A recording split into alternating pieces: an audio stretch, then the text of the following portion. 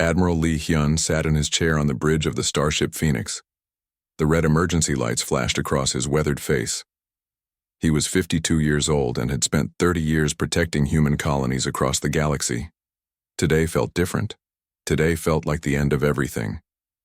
"Sir, incoming message from the Galactic Council," said Captain Park Soo. She stood next to his chair, her hand resting on her weapon. Park Soo had been his second in command for 8 years. She was smart, brave, and loyal. Lee Hyun trusted her with his life. "Put it on the main screen," Lee Hyun said. The screen flickered to life. 3 alien faces appeared. The first was made of living crystal that changed colors as it spoke. This was a Vextari. The second looked like a giant insect with many eyes. This was a Corlon. The third was a cloud of gas with glowing spots. This was a Nether. The crystal alien spoke first. Its voice sounded like breaking glass. "Admiral Lee Hyun of the human species, we are the Galactic Council. We speak for all civilized races in this galaxy." Lee Hyun said nothing. He waited. The insect alien continued. "Your species has spread to 47 star systems. This was not part of our agreement.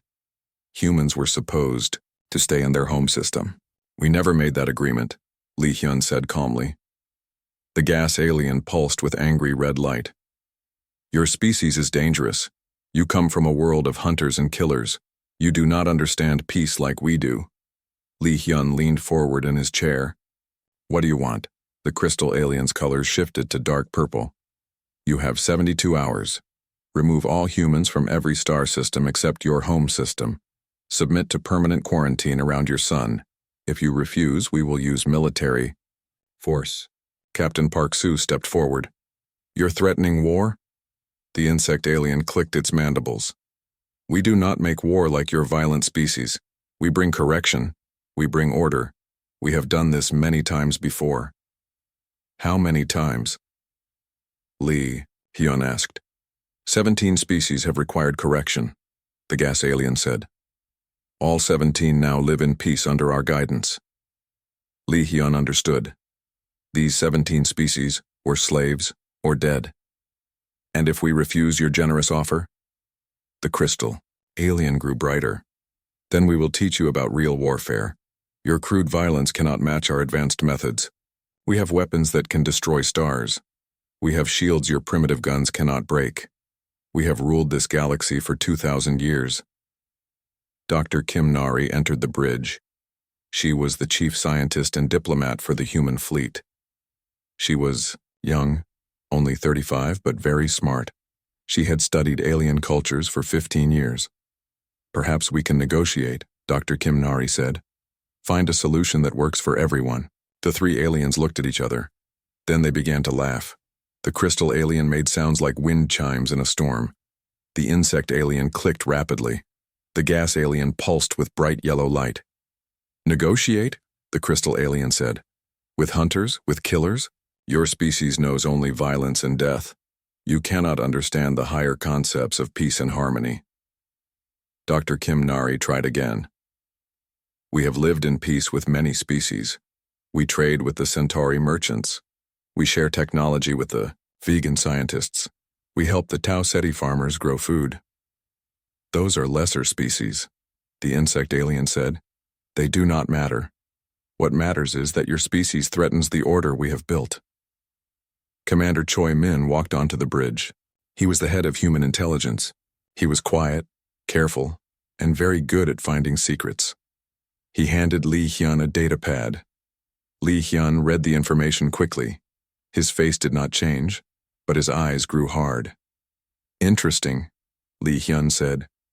"According to our intelligence, you 3 species have been planning this for 5 years. You've been building weapons, you've been moving fleets, you've been preparing for war against us." The gas alien pulsed with angry red light again. "We prepare for all possibilities, that is wisdom." "So this ultimatum is just for show," Captain Park Soo said.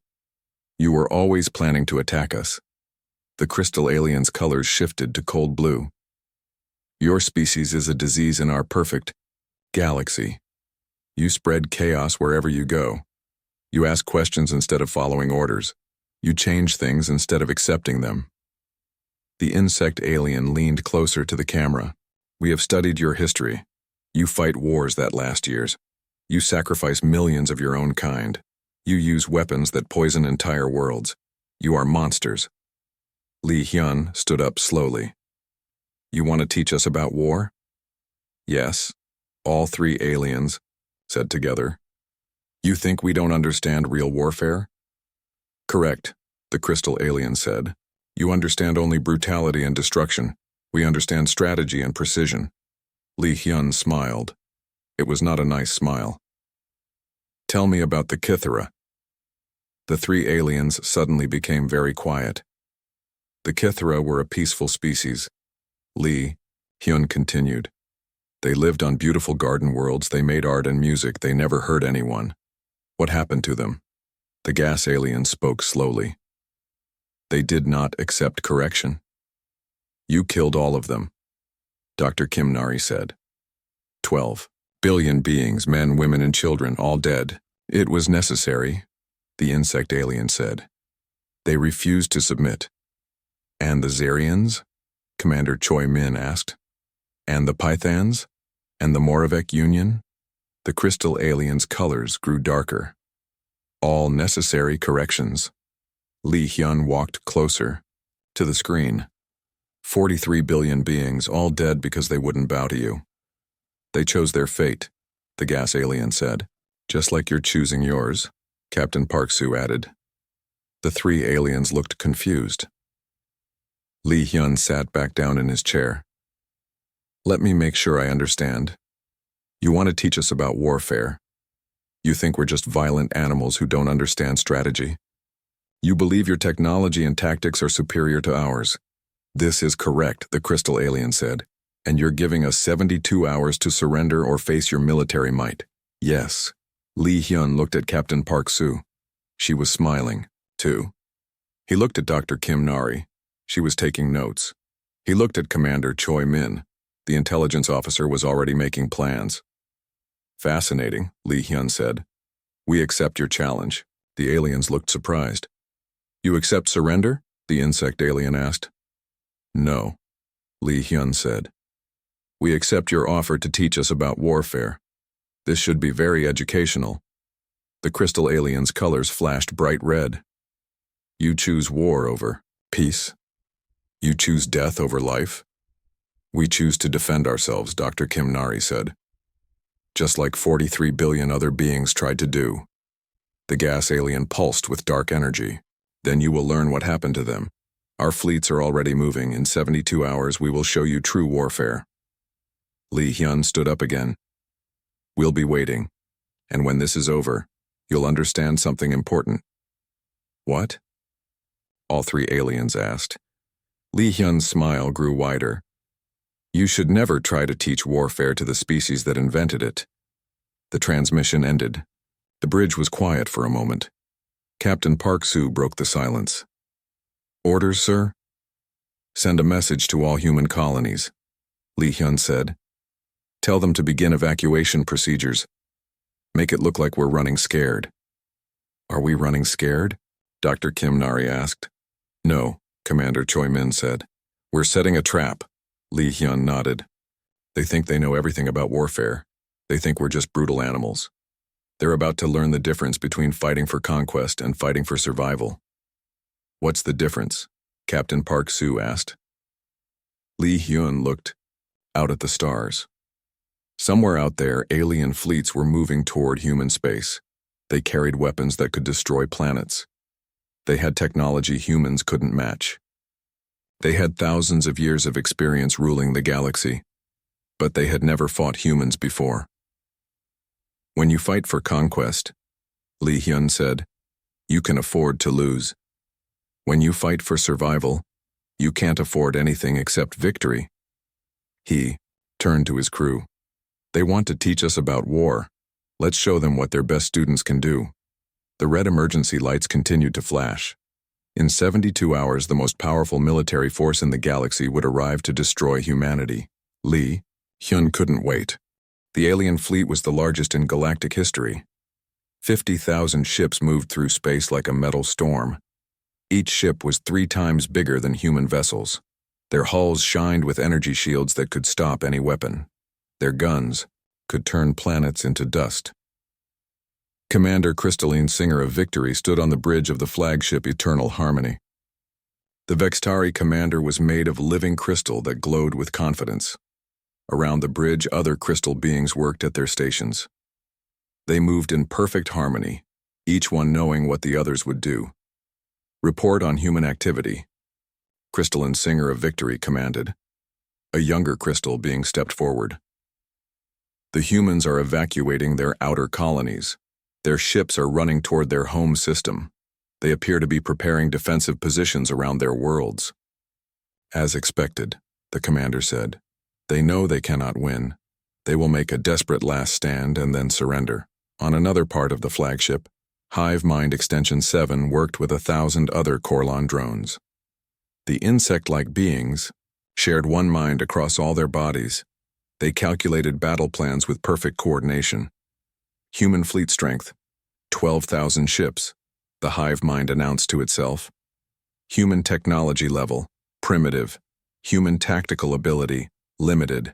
To basic formations, victory probability 99.7%. In the gas-filled chambers of the ship's third section, cloud of righteous anger pulsed with satisfaction. The nether being existed as intelligent gas, glowing with different colors to show emotion. The correction of the human disease will be swift, cloud of righteous anger told the other gas beings. They will learn what all violent species learn. Resistance is pointless. The alien fleet moved slowly but steadily toward human space. They were not in a hurry. They had time. They had overwhelming power. Victory was certain. Meanwhile, in human space, Admiral Lee Hyun watched the evacuation reports on his command screen. Millions of humans were leaving their homes on the outer colonies. Transport ships carried families, belongings, and hope toward the inner systems. It looks real, Captain Park Soo said. Even I would believe we're running scared. Good, Lee Hyun replied. The more scared we look, the more confident they'll become. Dr. Kim Nari entered the command center.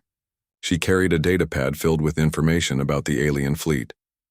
I've been studying their formation, she said.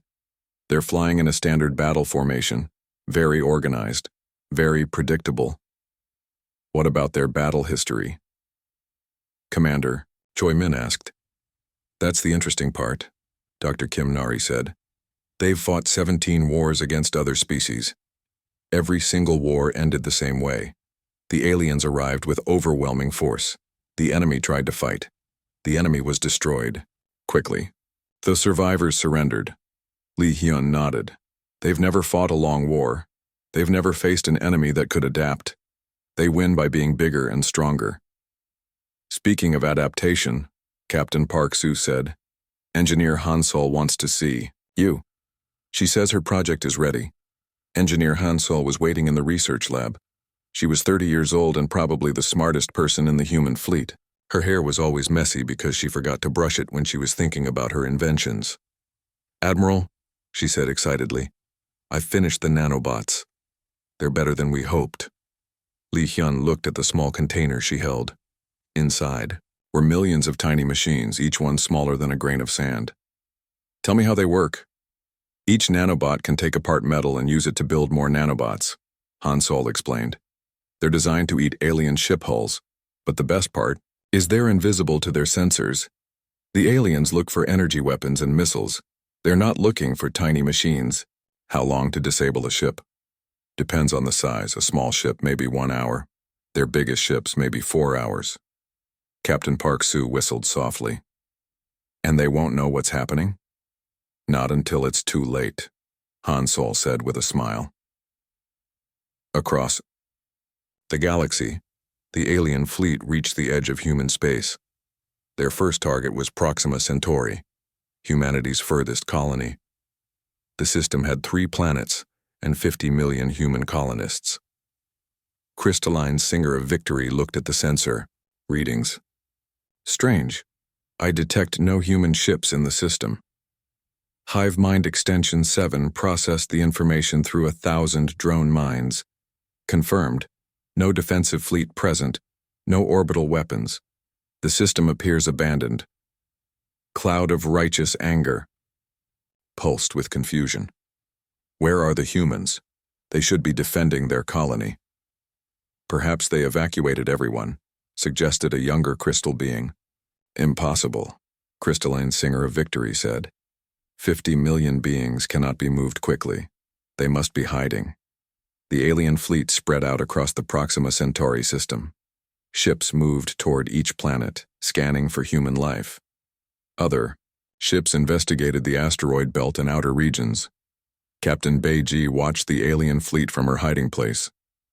Her ship, the Silent Arrow, was hidden inside a hollowed-out asteroid. The ship was designed for stealth and reconnaissance. The aliens couldn't see her, but she could see everything they did.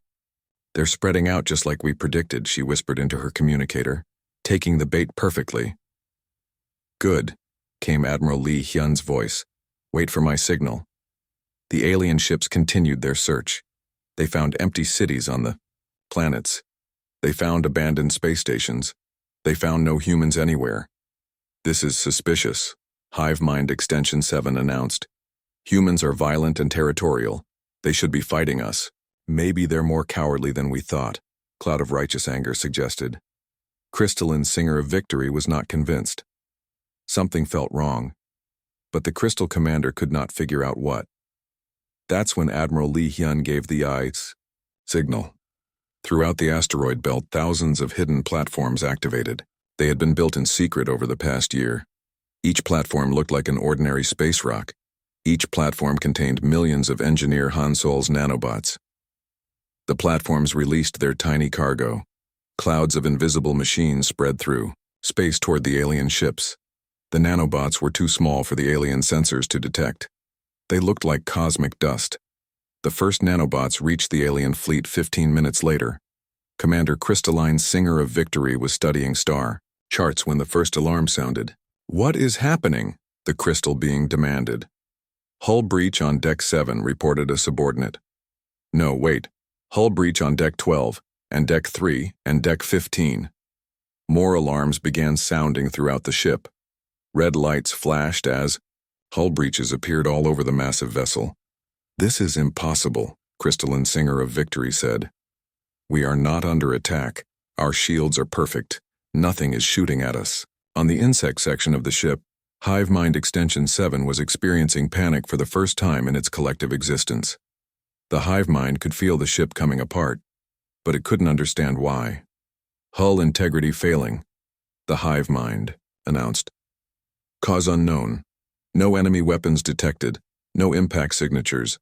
The ship is simply dissolving. In the gas chambers, Cloud of Righteous Anger pulsed with terror. The hull is disappearing. The metal is turning to dust. Throughout the alien fleet, the same thing was happening.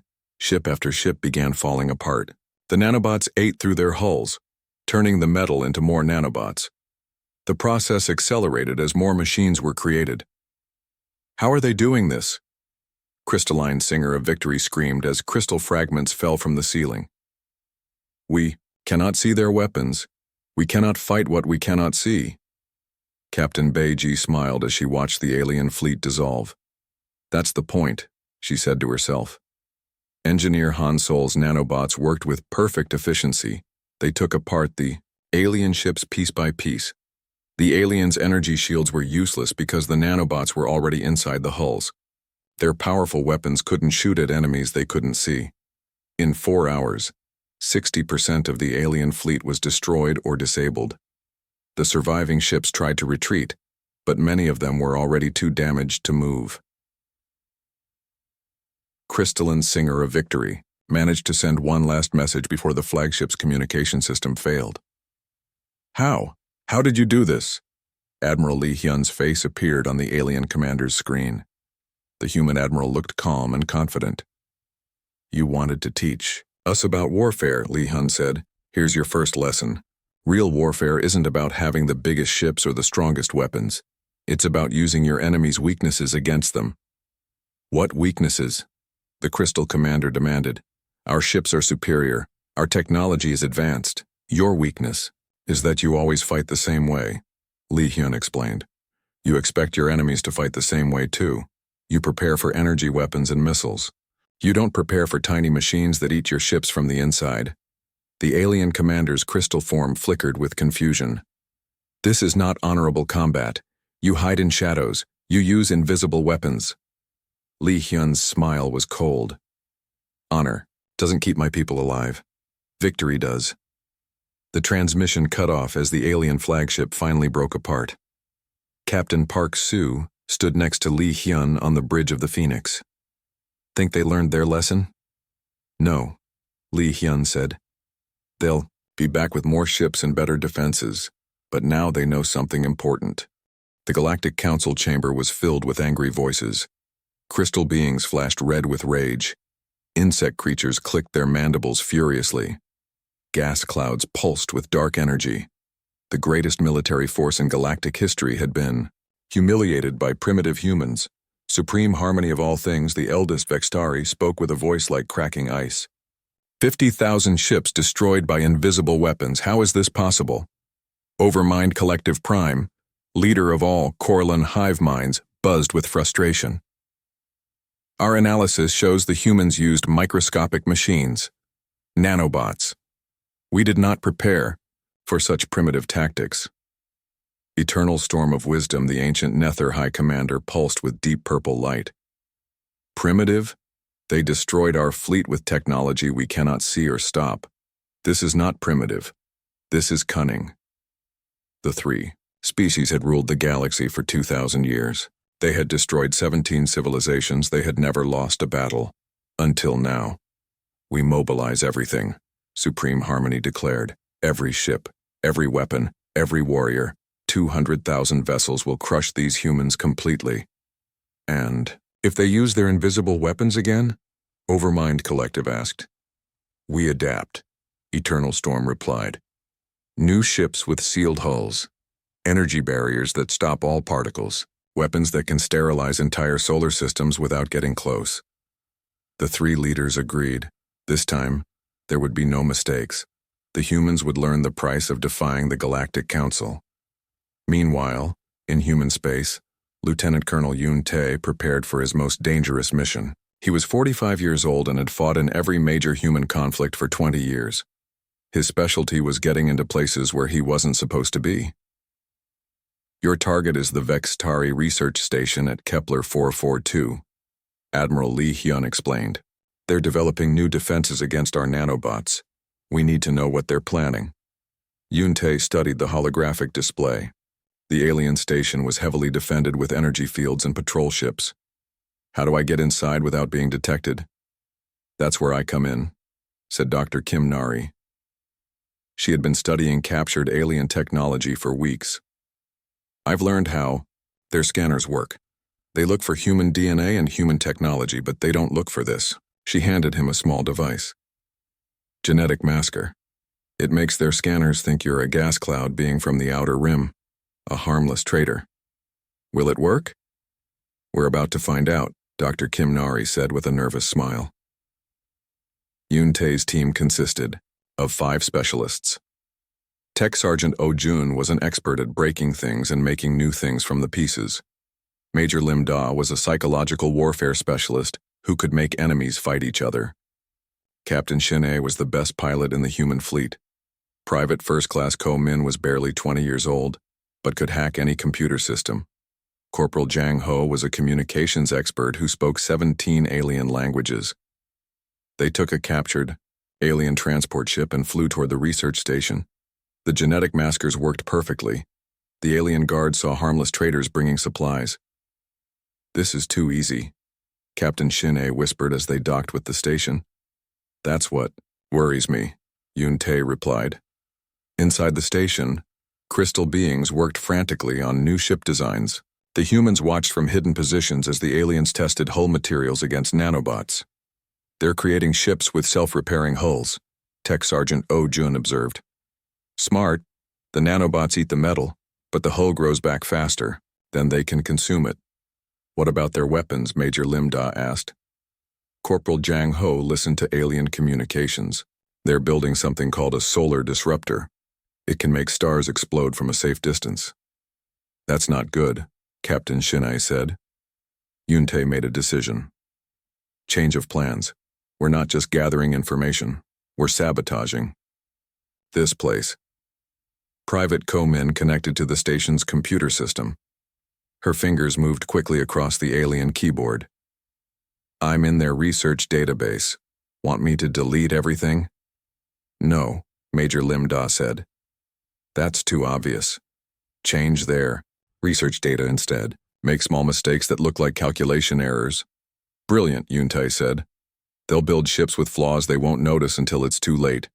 Meanwhile, back on Earth, Dr. Kim Nari was working on humanity's secret weapon against alien psychology. She had studied the 3 alien species for months, learning their fears and weaknesses. The Vextari achieve perfection through harmony, she explained to Admiral Lee Hyun. They can't handle chaos or unpredictability. The Korlons think as one collective mind. Individual thoughts terrify them. The Nethers exist as pure energy beings. Physical matter disgusts them. How do we use this against them? Psychological warfare, Dr. Kim Nari said. We broadcast messages designed to disrupt their thinking, make them doubt themselves, make them fear each other. She showed him the first broadcast. It was a simple audio message, but the sound frequencies were carefully chosen to cause maximum psychological impact on crystal beings. This will make Vextari lose their harmony, she explained. They'll start thinking individual thoughts instead of group thoughts. For them, that's like going insane. Admiral Lee Hyun approved the plan. Begin broadcasting immediately. The psychological warfare campaign started with subtle messages broadcast across alien communication networks. The Vextari began experiencing something they had never felt before: disagreement among themselves. Crystal beings who had thought in perfect unity for millions of years suddenly had different opinions. Perhaps the humans are not as primitive as we believed, suggested one Vextari commander. Impossible, replied another. They are violent animals. But they defeated our fleet. Through trickery, not skill. The argument continued for hours. Other Vextari joined the debate. Soon, entire crystal colonies were divided by doubt and disagreement. The Korlon collective minds were having their own problems. Dr. Kim Nari's broadcasts included thoughts and concepts that could only be understood by individual minds. The hive minds tried to process these alien ideas and began fragmenting. I think we should reconsider our strategy, thought one Korlon drone. We do not think individually, the collective replied. But what if we could? That is forbidden. Why? The question spread through the hive mind like a virus. Soon, millions of Korlon drones were asking why about everything. The collective consciousness began to break apart. The Nethers faced their own crisis. Humans began broadcasting images of solid matter, planets, buildings, machines. To energy beings, physical matter was repulsive and terrifying. The constant images made many Nethers physically ill. Back at the research station, Yoon-tae's team completed their sabotage and prepared to leave. But Tech Sergeant Oh-jun had found something interesting. Colonel, you need to see this, Oh-jun said. He stood next to a massive weapon that filled an entire chamber. It's not a solar disruptor. It's much worse. What is it? A reality weapon. It doesn't just destroy matter, it destroys the space where matter exists. It creates holes in the universe itself. Yoon-tae stared at the weapon. Can we destroy it? Not without destroying the entire station and everything within 10 light years, Oh-jun replied. Then we reprogram it, Major Lim Da suggested. Make it target their own fleets instead of ours. Private Ko-min worked her magic on the weapon's targeting system. Done. When they fire this thing, it'll lock onto the largest concentration of their own ships. The team escaped the station and returned to human space with vital intelligence. The aliens were building ships that could resist nanobots, but the ships had hidden flaws that would cause them to fail at critical moments. The aliens had weapons that could destroy reality itself, but those weapons would now target alien fleets instead of human worlds. Admiral Lee Hyun received the report with satisfaction. Excellent work. Now we prepare for their next attack. What's our strategy? Captain Park Soo asked. We don't defend fixed positions, Lee Hyun explained. We become mobile. Small fleets that appear anywhere and everywhere. We don't conquer their worlds. We disrupt their supply lines, destroy their communication networks, and disappear before they can respond. Guerrilla warfare, Commander Choi Min observed. Exactly. They expect us to meet their fleets in massive battles. Instead, we'll be everywhere and nowhere. We'll make them fight shadows. Captain Shin-ae raised her hand. What about their reality weapon? Lee Hyun smiled. Thanks to Colonel Yoon Tae's team, that weapon is now working for us. When they try to use it against our worlds, it will target their own fleets instead. Across the galaxy, the alien fleets began moving toward human space. 200,000 ships, each one designed to resist human nanobots. They carried weapons that could destroy solar systems. They moved with perfect coordination and overwhelming force. But as they traveled, strange things began happening. Vextari, crystal beings, argued with each other about tactics and strategy. Corlin hive minds split into individual thoughts and personal opinions. Nether gas clouds became sick from constant exposure to images of solid matter. The greatest military force in galactic history was coming apart from the inside, and they didn't even know it. The alien fleet stretched across space like a metal ocean. 200,000 ships moved in perfect formation toward human territory. But inside the fleet, chaos was growing. Supreme Harmony of all things could not understand what was happening to the Vextari. Crystal beings who had thought as one mind for millions of years were now arguing with each other. We should attack the human homeworld directly, suggested Commander Crystal Dawn Rising. No, we should secure their outer colonies first, argued Commander Prism of Eternal Light. Both strategies are flawed, declared Commander Shard of Pure Thought. Supreme Harmony watched in horror as the Crystal Commanders continued their debate. Vextari were not supposed to disagree. They were supposed to think in perfect unity. This chaos felt like madness. On the Corlon section of the fleet, Overmind Collective Prime was experiencing its own nightmare. The hive mind that connected millions of insect beings was fracturing. Individual drones were having personal thoughts. Why do we follow the crystal beings? Wondered Drone Unit 7742. Because the collective wills it, replied the Overmind. But what if the collective is wrong? Asked Drone Unit 3891. The collective cannot be wrong, the Overmind insisted. Says who? Questioned Drone Unit 1205. The questions spread through the hive mind like poison. Soon, millions of drones were thinking for themselves instead of following. The collective will, eternal storm of wisdom, pulsed with sick yellow light. The Nether leader had been exposed to human psychological warfare for weeks. Images of solid matter filled the gas being's mind. Rocks, metals, flesh. To a creature of pure energy, these thoughts were disgusting and painful. Perhaps we should negotiate with the humans, Eternal Storm suggested weakly. The other Nether leaders were shocked. Negotiate? With solid matter beings? The idea is revolting. But Eternal Storm continued to pulse with sickly colors. The psychological attack was working. While the alien fleet struggled with internal problems, humanity launched Operation Ghost Dance. Small human fleets began appearing throughout alien territory. They struck like lightning and vanished like smoke. Commander Kang Bo led the first ghost ship squadron. His vessels could phase shift between dimensions, becoming temporarily invisible and intangible. They could pass through any defense and attack without warning. Target: Vextari Fuel Depot at Wolf 359.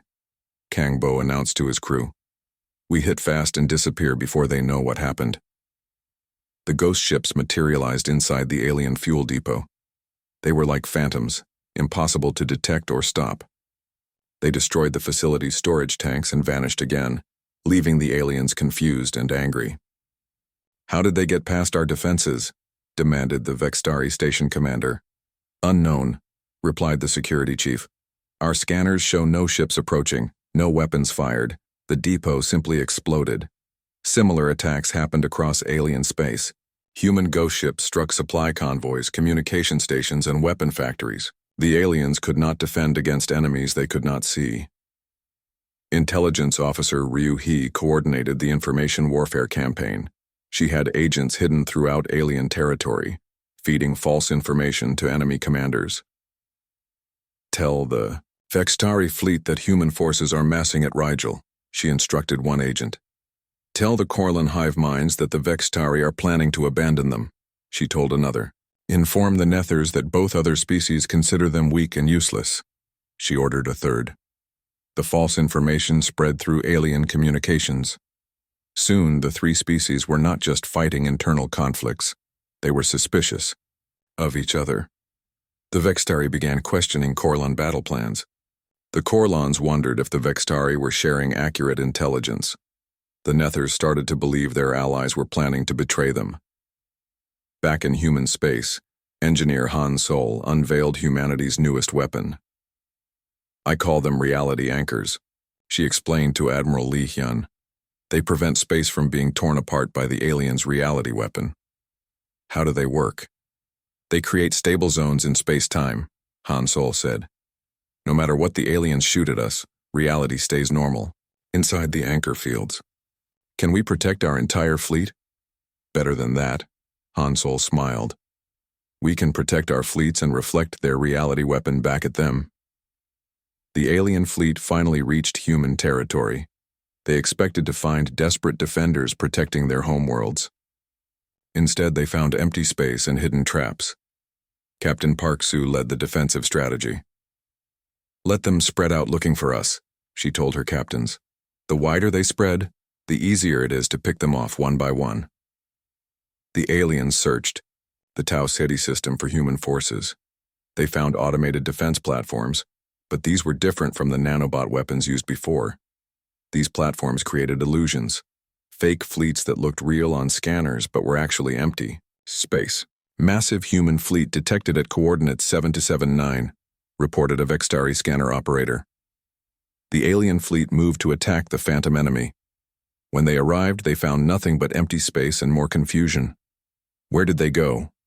Demanded Supreme Harmony. Unknown. They have simply vanished. While the aliens chased ghosts, real human fleet struck at their rear.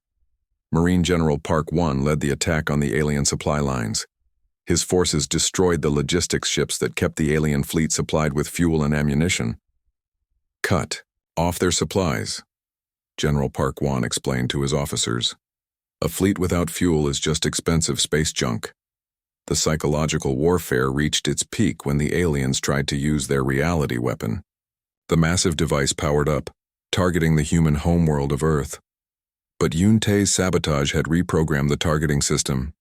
Instead of firing at Earth, the reality weapon locked onto the largest concentration of alien ships, their own fleet.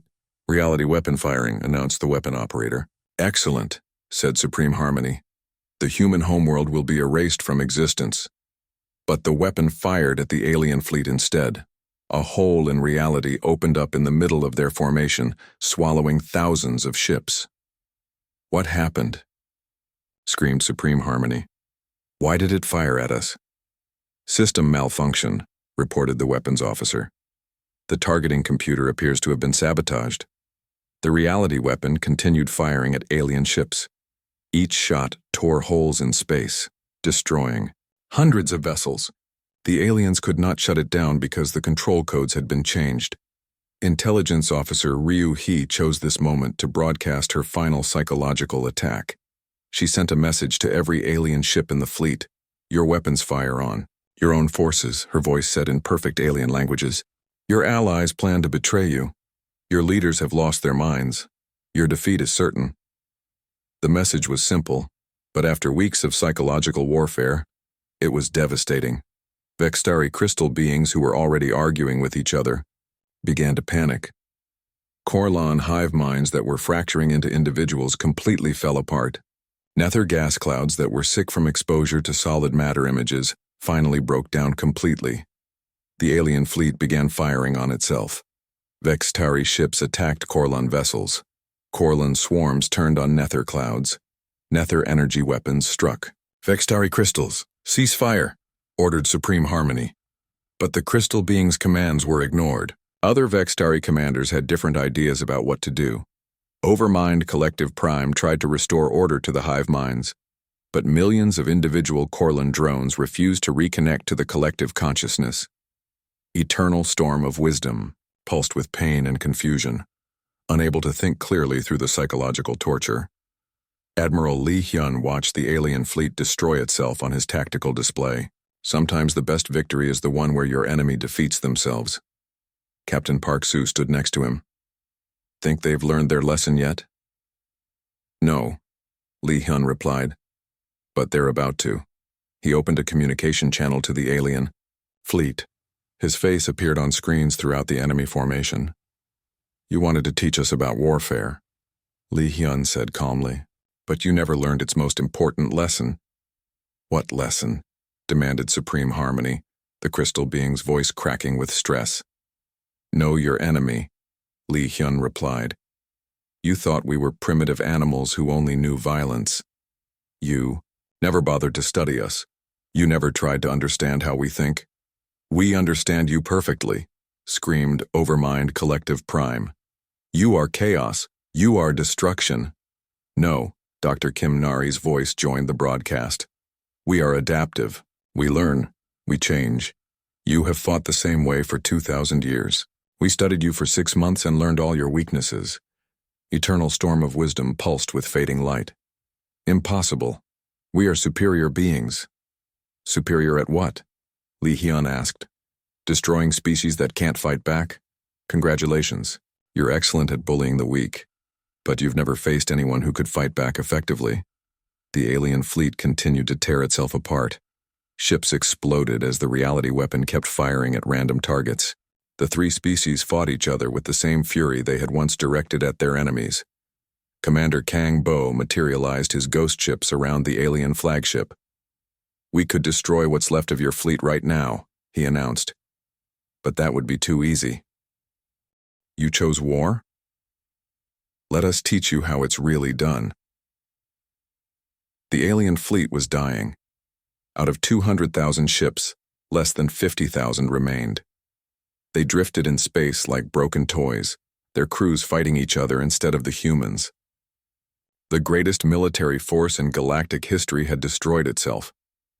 Supreme Harmony of all things stood alone on the bridge of the flagship Eternal Order. The crystal being's body flickered with desperate light. Around the bridge, other Vextari argued loudly about what to do next. We must retreat, demanded Commander Crystal Dawn Rising. No, we must fight to the last ship, shouted Commander Prism of Eternal Light.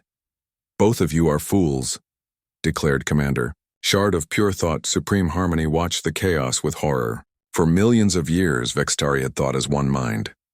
Now they could not agree on anything. The humans had broken something that seemed unbreakable. In the insect section of the ship, Overmind Collective Prime felt its consciousness splitting apart. Millions of Corlin drones were thinking individual thoughts. The hive mind that had ruled their species for eons was crumbling. I don't want to fight anymore, thought Drone Unit 7742. Neither do I, agreed Drone Unit 3891. Maybe we should go home, suggested Drone Unit 1205. The Overmind tried to force the drones back into collective thinking, but it was too late. They had tasted individual freedom and would not give it up. In the gas chambers, Eternal Storm of Wisdom pulsed with weak, sickly light. The Nether leader could barely think through the psychological pain. Images of solid matter filled its mind, rocks, metal, flesh. To an energy being, these thoughts were torture. We must surrender, Eternal Storm whispered. The other Nether leaders were shocked. Surrender was not a concept they understood. The Galactic Council had never surrendered to anyone, but they were learning new concepts today. Admiral Li Hyun watched the alien fleet's destruction from the bridge of the Phoenix. Captain Park Soo stood beside him, studying the tactical display with satisfaction. They're finished, she said. Even if they stop fighting each other, they don't have enough ships left to threaten a single human colony. The question is what we do next, Dr. Kim Nari said as she joined them.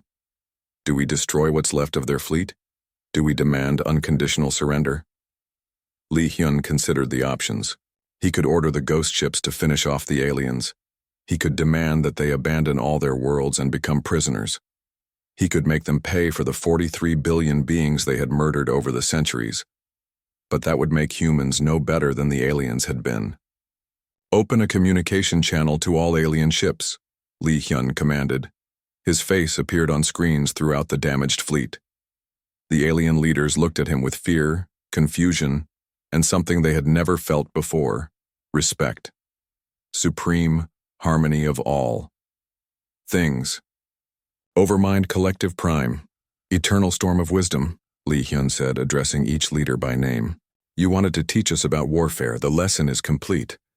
Supreme Harmony's crystal form flickered nervously. You have won. We acknowledge your victory. Do you understand why you lost? Li Hyun asked. The three alien leaders looked at each other. They had superior technology, they had overwhelming numbers, they had 2,000 years of military experience. Our weapons failed, Overmind Collective suggested. Our strategy was flawed, Eternal Storm admitted. Our unity was broken, Supreme Harmony concluded. All true, Li Hyun agreed. But those were symptoms, not causes. You lost because you never tried to understand your enemy. Dr. Kim Nari stepped forward. You studied our technology and our military strength, but you never studied our psychology, our history, our way of thinking. You saw violence and assumed we were simple animals. We are violent, Captain Park-soo added, but our violence has purpose. We don't fight to dominate others. We fight to protect what we love. Engineer Han Sol appeared on the communication screen from her laboratory. You saw our weapons and thought they were primitive. You never considered that we might have different ideas about what weapons should do. Commander Choi Min joined the broadcast from the Intelligence Center. You fought the same way for 2,000 years. You expected us to fight the same way, too. But we adapted. We learned. We changed. Li Hyun looked directly at the alien leaders. You wanted to teach us about war. Instead, you learned something about yourselves. Your strength was based on fear, not respect. Your unity was forced, not chosen. Your victories were against the weak, not the strong. Supreme Harmony's light grew dimmer. What? What happens now? Do you destroy us? Do you enslave us like we enslaved others? Li Hyun smiled, but it was not a cruel smile.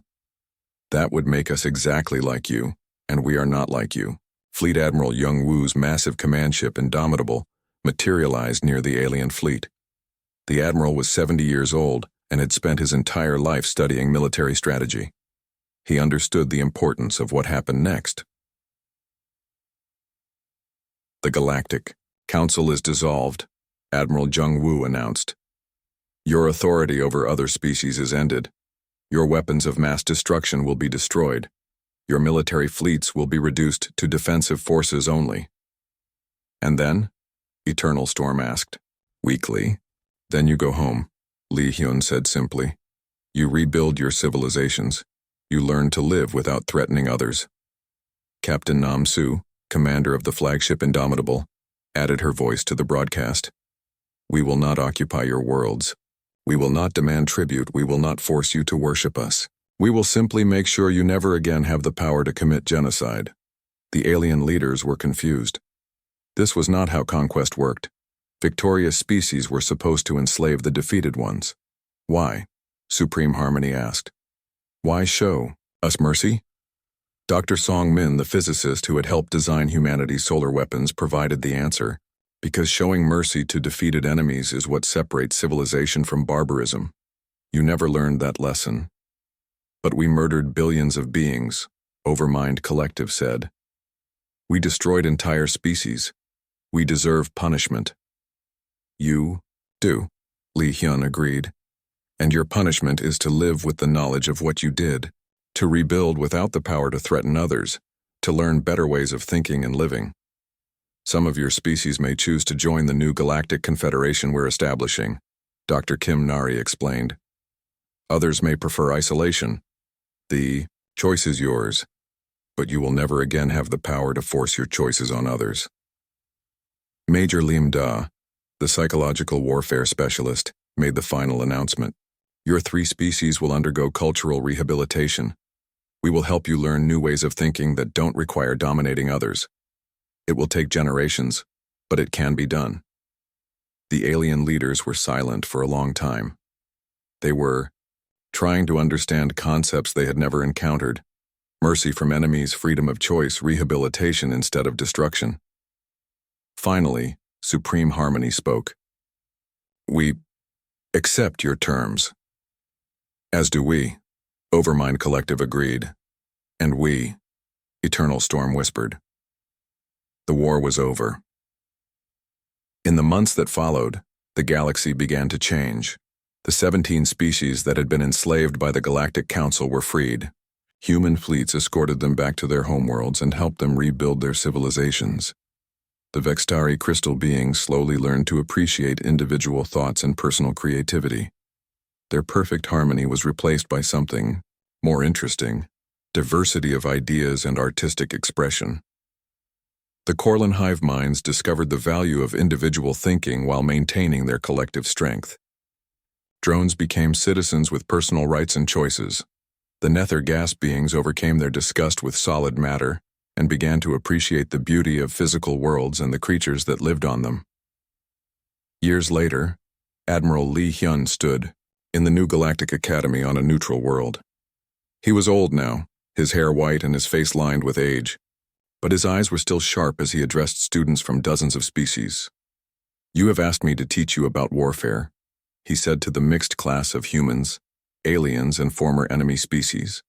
The first lesson is this: the greatest victory is the war you never have to fight. A young Vextari student raised a crystal appendage. But Admiral, what if someone forces you to fight? Li Hyun smiled. Then you fight not to destroy your enemy, but to teach them. You fight not to conquer, but to defend. You fight not for glory, but for peace.